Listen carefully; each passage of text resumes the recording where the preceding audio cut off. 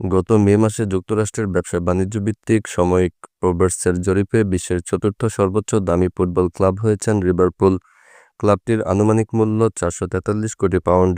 এবার সেই ক্লাবটি কিনতে চান বিশ্বের শীর্ষ ধনী ইলন মাস্ক। বেশ জোরেশোরে শোনা যাচ্ছে এমন গুঞ্জন। 2022 সালে $44 বিলিয়ন বিনিময়ে জনপ্রিয় সামাজিক যোগাযোগ মাধ্যম টুইটার কিনে রীতিমতো ঝড় তোলেন মাস্ক। এবার ক্রীড়াঙ্গনেও আগ্রহ প্রকাশ করেছেন তিনি। এমন খবর প্রকাশ করেছে British digital radio station Times radio. বিষয়টি নিয়ে মুখ খুলেছেন ইলন মাস্কের বাবা আরল মাস্ক। সম্প্রতি এক সাক্ষাৎকারে তার বাবা আরল মাস্ক বলেন, আমি এ বিষয়ে মন্তব্য করতে পারি না, এতে দাম বেড়ে যাবে।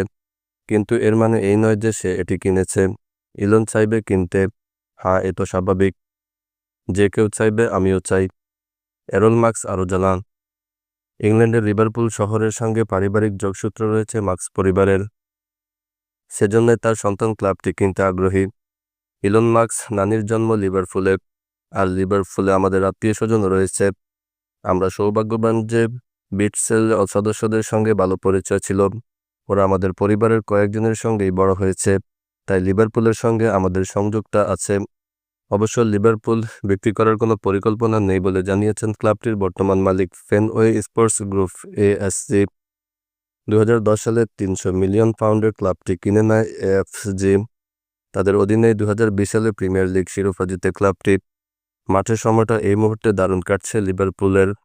আর্নে স্লটের অধীনে প্রিমিয়ার লিগের শিরোপা জেতার পথে তারা এবার সবচেয়ে এগিয়ে।